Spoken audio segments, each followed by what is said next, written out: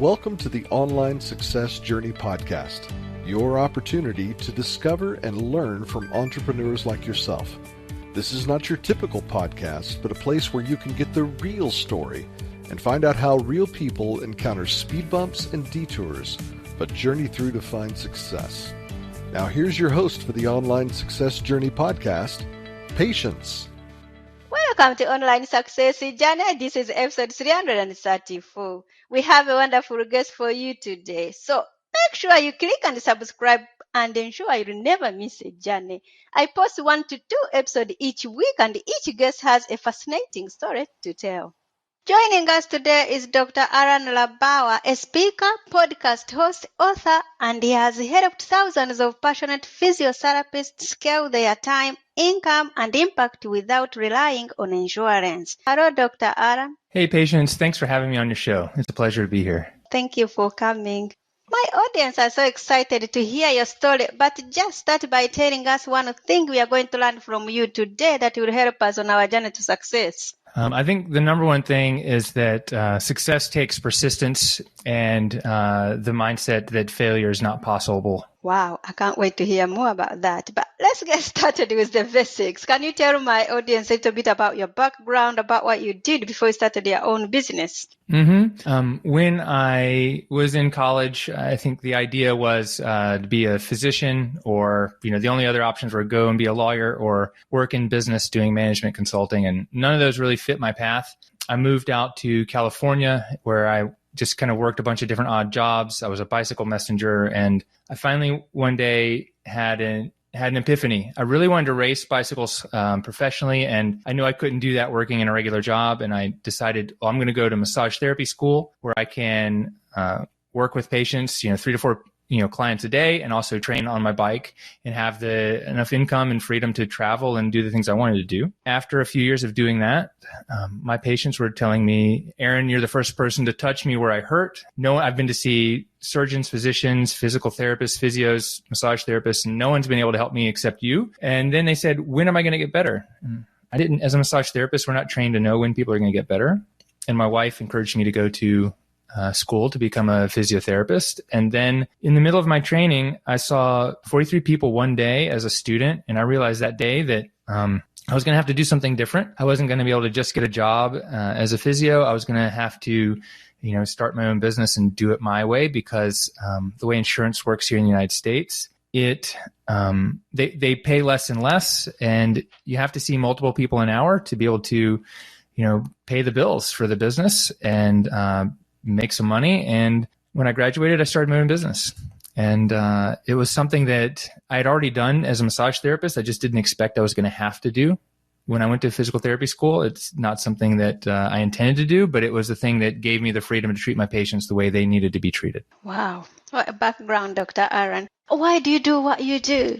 Why do I do what I do right now? I've seen so many people who've come through my doors and said, I was told to never lift more than 35 pounds ever again. I was told there's no hope for me. I was told, you should stop running. You should stop doing X, Y, and Z.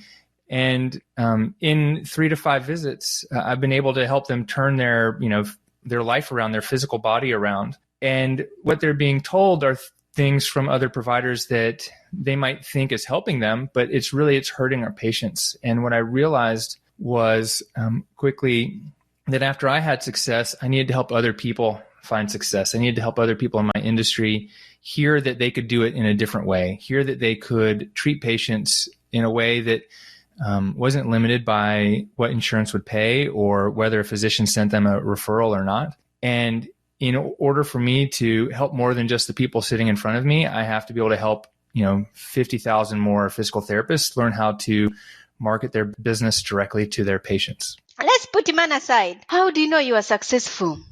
How do I know I'm successful? I think there's 2 ways to know I'm successful. Number one, my bank account's filling up faster than I can drain it.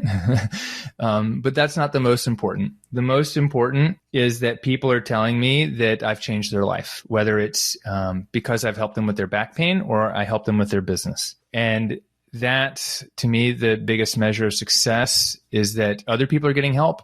And at the same time, I would do this work without being paid. Like, I love doing it. I would travel to go speak. I would to the right audience. I would coach people through this process and not ask for money if I didn't need it, and I didn't think they needed to pay it, because people do need to put money in place or exchange money to feel invested in the programs, whether it's for physiotherapy or help with their business. Once they put money in, now they're invested. If they're getting it for free, they're not always fully invested either. Tell my audience about the magic moment, the day it suddenly all went right for you. Let's see. I think it was, there have been a couple times, but I had, after about 3 or 4 years of running my cash practice, I had a woman call, or she messaged me or emailed me and said, "Hey, can I get on a call with you? I'd love to ask you a few questions about your business and how you did this." And at the end of the call, she said, "Okay, so what do I owe you?" And I was like, "Well, what do you mean? What do you owe me?" She's like, "Well, how much, like, this is extremely valuable. How much do you charge?" And I was like, "Well, I hadn't really thought about that." She's like, "Well, how much do you charge your patients? I'll just for an hour and I'll pay you that." And she did. And that's the day it clicked that the information I had about growing a business was valuable to other people. So I think that was one of those big days that things really shifted. I've had some other successes in the last few years. Even seeing some of my clients through COVID not actually lose revenue, but gain revenue and double their business, even triple their business during COVID. And once I was able to help people do that, I knew that, what I was doing wasn't just playing around. It was something that really impacts people. And, but that took a little bit longer to see in the rearview mirror. What is the number one marketing strategy you use? Yeah, I think the main marketing strategy that I use that we should talk about is called email marketing. So there's a lot of pieces around email marketing, like how do we get leads and how do we generate sales through email? But the main piece is having a automated system that follows up with people when they request a free lead magnet, when they enroll in a course, or they sign up for a strategy call, when they become a patient in our clinic. This systems that we use, it works all the time, 24/7, 365 days out of the year. And the main marketing strategies most people think of are ways that we fill this email system, but it's the automated emails that they get that move them through a journey and take them from a cold lead to a hot lead, which is probably the number one thing that we do. Can anyone be really an entrepreneur, or are some people more cut out for it than others? Yeah, I think it's not for everybody, that's for sure. And I think entrepreneurs are different than business owners. I think a business owner owns a business. An entrepreneur owns different systems and invests their money in multiple streams of revenue.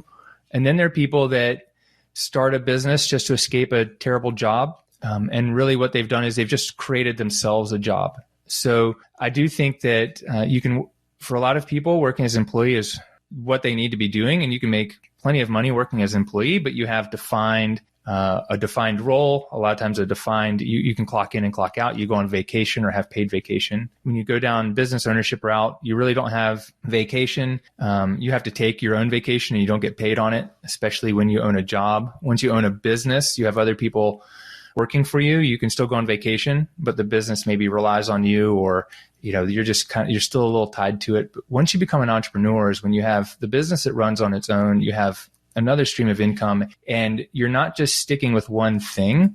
You're always looking to create something new, create new opportunities for people. And yeah, I think very few people make it down that route with that definition of entrepreneur.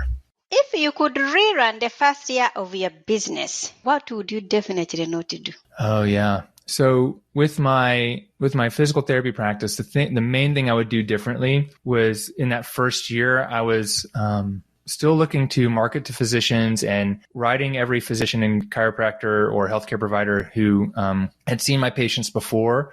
I would write them out a treatment note and share my notes with them. It just took a lot of time. It did help me get one person saw that and sent me, a handful of referrals, but I wouldn't do that. I would instead get out and do more in-person workshops, do more in-person events, and just try to get in front of as many more people as possible, directly in front of my patients rather than in front of other providers to refer people to me. I think that in my coaching business, the thing I would do differently was get a coach.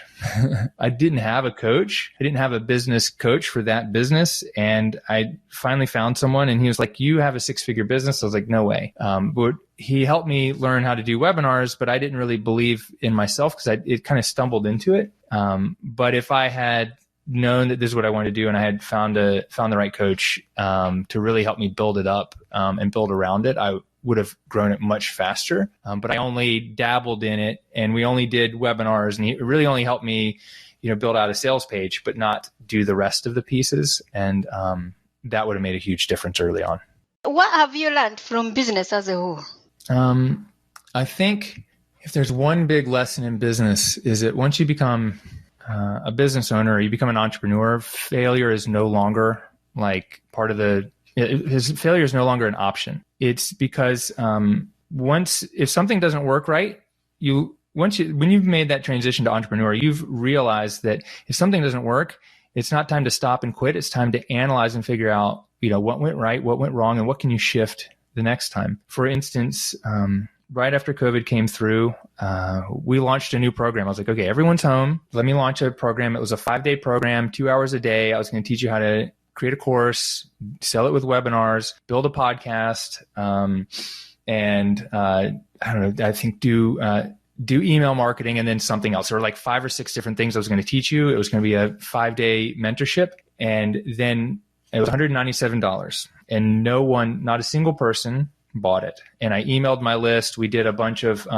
marketing to our Facebook group, which has over 6,000 people in it. We sent out hundreds of messages to people. Not a single person bought it. And I was like, well, okay.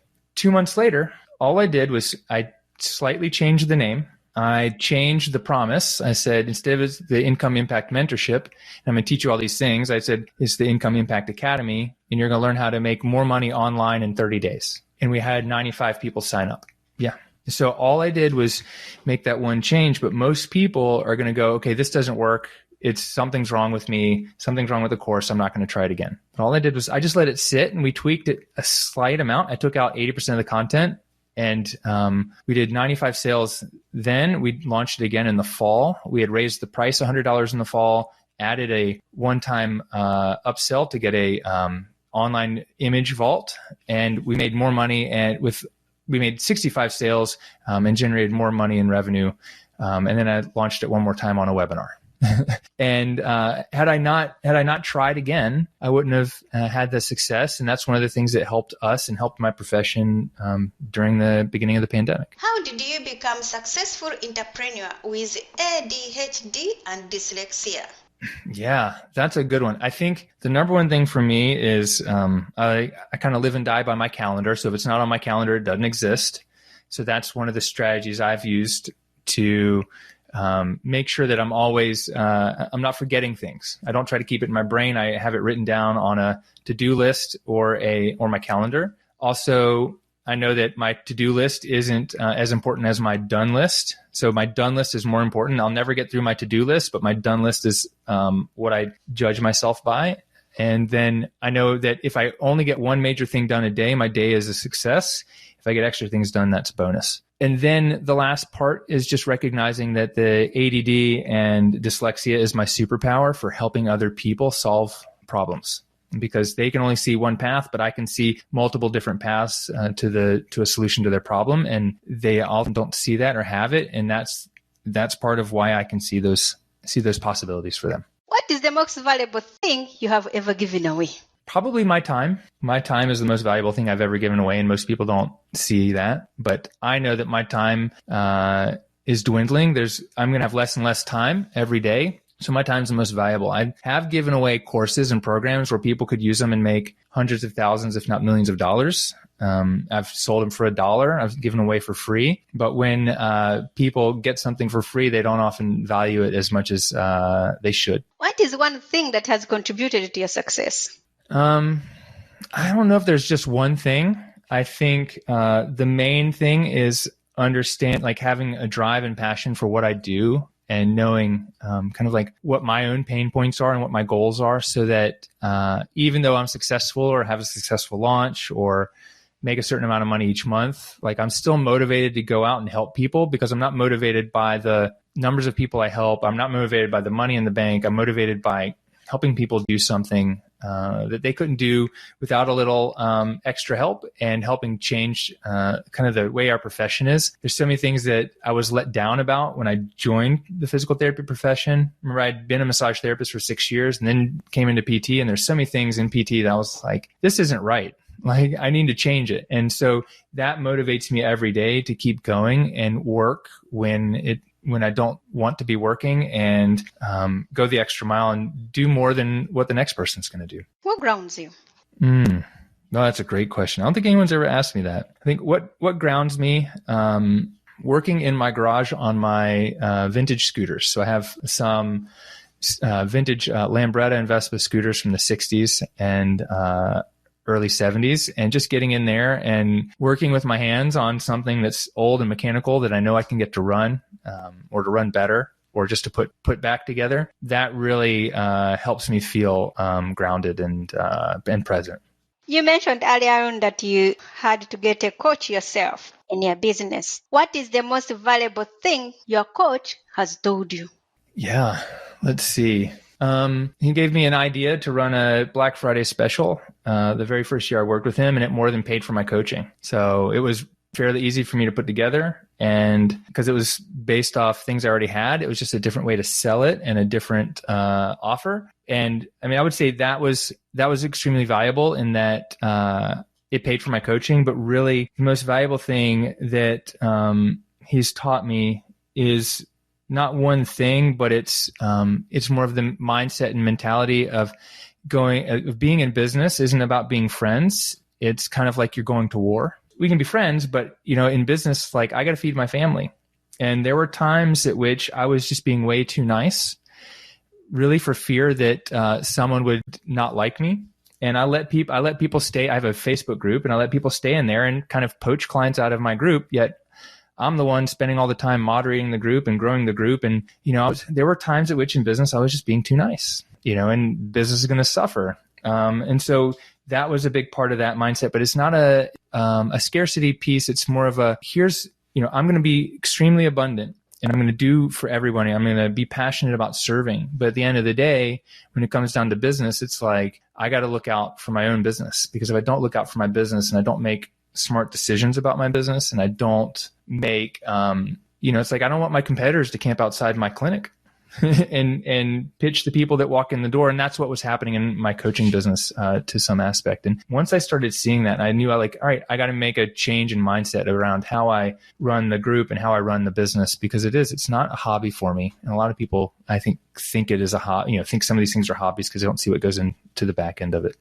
How long did it take you to pay yourself a salary?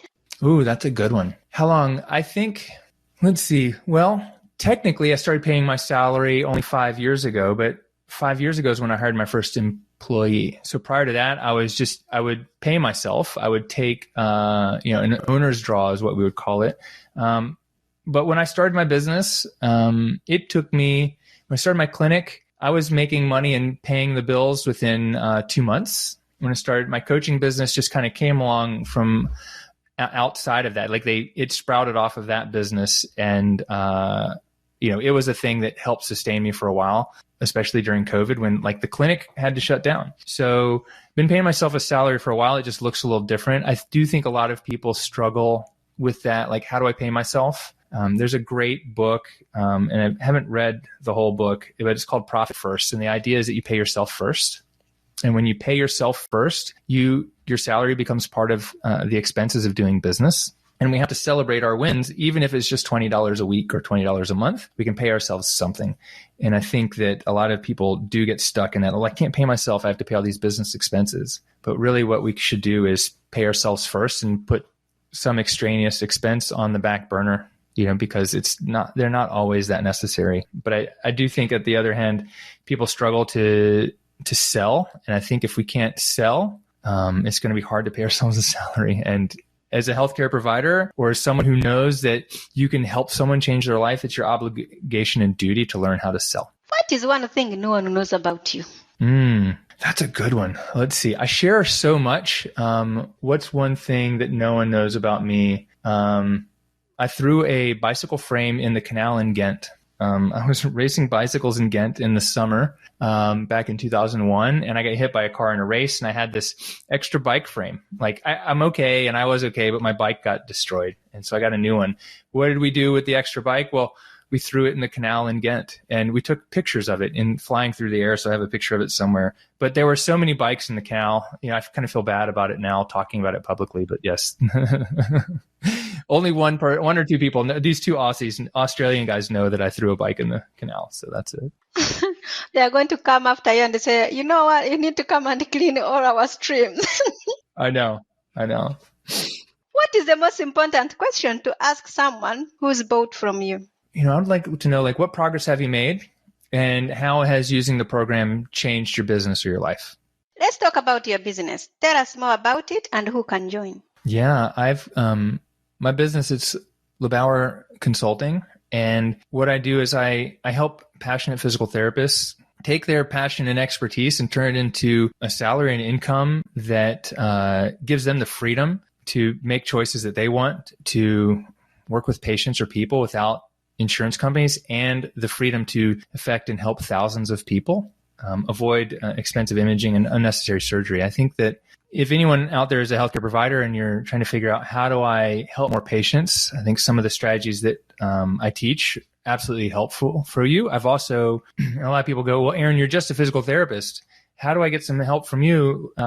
What I teach is really just business. It's just, I talk about physical therapy, and there's 10% of the problems we have are just physical therapy problems, but a majority of the issues are business problems. I think if someone is working with other people and helping them directly versus trying to, sell stuff through like a merchandising store, that there's some great information on in our trainings and on my website and podcast and all that stuff. So I see you set a mission to save 100 million people from unnecessary surgery. How are you going to do that? I have no idea.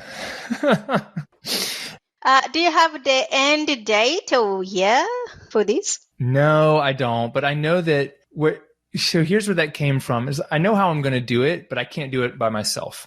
I looked at my career and treating patients for 20 years. How many patients did I treat? And I can't remember the exact number, but it was something like, 2,000 different people. If the people I work with work half as hard as I do, and they only see patients for 10 years, or, they only work for 10 years and they see, half as much as I did, then, then I need 55,555 physical therapists to learn how to market and learn how to market directly to patients and scale their business. Now, how are we going to quantify that? How do I count? I really can't count, but I know that dozens of my patients have said to me, Dr. LeBauer, I'm so thankful I found you.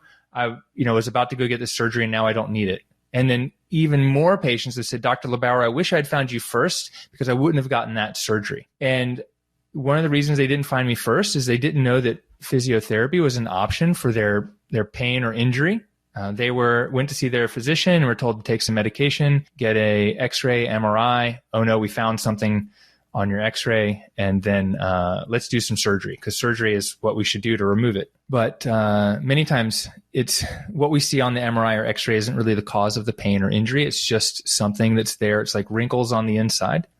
Not always, but the main things we should look for on an X-ray or MRI is cancer and a spinal cord lesion and a fracture. But majority of people with pain don't have those things, and that's not the first screening or test that should be done with them. So getting back to that, how am I going to know that I help 100 million people? Well, when I looked at just myself and I said, hey, let's do 1 million people, that number was way too easy to accomplish. So 100 million was the next biggest number. And I think that what we have to do is change the conversation around pain and injury and what people do when they are injured or hurt themselves or tweak their back. And once we can get that to where they think, oh, I need to go see my physio, then we've gotten to that point. Wow. Thank you. Good luck.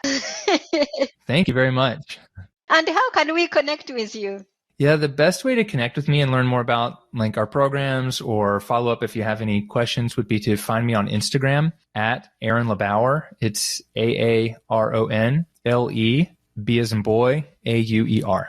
There will be more from Dr. Aaron in a moment. If you are listening to this on a podcasting platform and you are encouraged by Dr. Aaron's journey, please go to our website at onlinesuccessjourney.com. In addition to the amazing free content, you can work direct with me. Check out my course, How to Set Goals and Double Your Productivity, a course for achieving success in work and life when you visit onlinesuccessjourney.com. The site has tons of audio clips from hundreds of successful entrepreneurs' guests' journeys, all there to help you find a path to your own online success journey. The site offers exclusive members-only content, and you can join absolutely free and be part of this amazing online success community today. Check it out. That's onlinesuccessjourney.com. Now, Dr. Aaron, I'd love for you to share more with my audience if you're up for it. Sure, absolutely. Thank you. Do you watch movies or read books?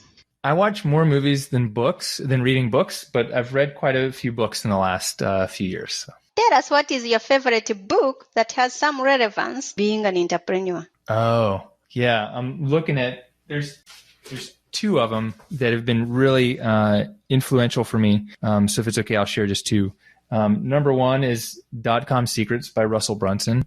If no one has it, I'm sure you can go to .comsecrets.com. But he really takes a lot of the sales and marketing strategies that other people have been teaching for years, and he really puts it into an easy to digest presentation and some drawings and stories. And it's really great. The other one is The Way of the Wolf by Jordan Belfort. And I would actually recommend people get the audiobook because Jordan narrates it. So this is Jordan Belfort, who was in the movie with, he was portrayed by Leonardo DiCaprio, where he was the Wolf of Wall Street. And so he talks about sales, and I think it's called his straight line selling. And he goes through it. But a big part of sales is tonality and how you speak and your pacing or where you put an accent. Like, sounds good? Wouldn't you agree? And he narrates it and he goes through that stuff. And that's why I think the audiobook is amazing. Like, I've got the physical book here and I haven't even read it because the audiobook was incredible. And so those are my two, those are the two books that come off the top of my head. If your business was down to its last $100, how would you invest it? Oh gosh, what would I do? Well, I would either $100, and that's a good, $100. Let's see, business. Part of me says I'd throw it into cryptocurrency and then, wait a couple weeks and have it at least quadrupled. The other thing would be, I think the next best thing to do would be for me to go spend $100. I don't know if $100 is enough to get a coach. So what I would do is I would spend it on getting some more exposure to the right people, getting more leads, or buying a spot, like a spot on someone else's email list if I could, something like that. With $100, if I came to you today and I said, Dr. Aaron, I have only $100. Do you mind if you advertise for me into your list? Would you do that for me? Yeah, no, I mean, that's not enough for me, but I'd have to find the right micro influencer. Or would it be, I might say, I've got $100, like you sell 5 of my books and I'll, give you $20 per book, because I know with that lead magnet I have, it's well worth more than $20. So if we were going to say, what would I do if I was starting from the very beginning? I would invest in an email marketing system so that I could create a free lead magnet and put it out. And you can get those for less than $100 a month and generate some leads using it. If you are going to keep a note to yourself in your pocket every day, what would be written on it? Don't stop, never quit. What is your next chapter? Oh, my next chapter. That's a good one. It is not just coaching physical therapists, but being involved in larger physical therapy organizations, like multi-clinic like businesses, to help change the industry by scaling out a practice model that's more closely aligned with what we have in my clinic versus what a traditional physiotherapy clinic is like here in America. Do you feel like you succeeded or like you're only on the way? Oh, Guy, I'm only on the way. I've had a lot of success, but I'm nowhere close to the success the people I look up to have. Will you ever stop? No, I don't think so. remind us how we can connect with you? Yeah, the best way is Instagram is generally the best. So just look me up at Aaron LeBauer. If you have any trouble with that, just go to Google, put my name in, and you'll find all our pages and websites. Dr. Aaron, it's been great having you here to share your online success journey with us. Thank you, Patience. It's been a pleasure to be here. You are welcome. Remember, success is a journey. Don't wait. Let's start the journey. Patience and Dr. Aaron. This is not the end of the journey. We hope you've enjoyed listening to Patience and her guest and want you to know there are hundreds of episodes available at onlinesuccessjourney.com. Patience would like to thank you for listening to the podcast, and she has a free gift for you on her website, including an audio compilation of her guests' best tips, uplifting stories, and even a bit of fun. Additionally, there are special clips of over 250 episodes that have never aired on the podcast, and they're only available to members of the Online Success Journey. Check the website and click on Join Now to get free and instant access. Of course, you know that listening to the journeys of others helps each of us chart our own path. So make sure you're subscribed on your favorite platform to be notified as each new interview is posted. There are so many ways to stay connected to the Online Success Journey and listen in. And if you're enjoying the podcast, we appreciate your help in telling others. One of the best ways to share the benefit you get is to rate and review the podcast at iTunes and other sites. We appreciate your help and your willingness to share your journey. One last thing. If you're feeling a bit lost or overwhelmed on your own journey, Patience can help. Check out her course on clarity while you're at the website. Finding clarity is a great way to get back on the right path. On behalf of Patience, and until next time, thanks once more for listening. It is our hope that this podcast will guide you on your own online success journey.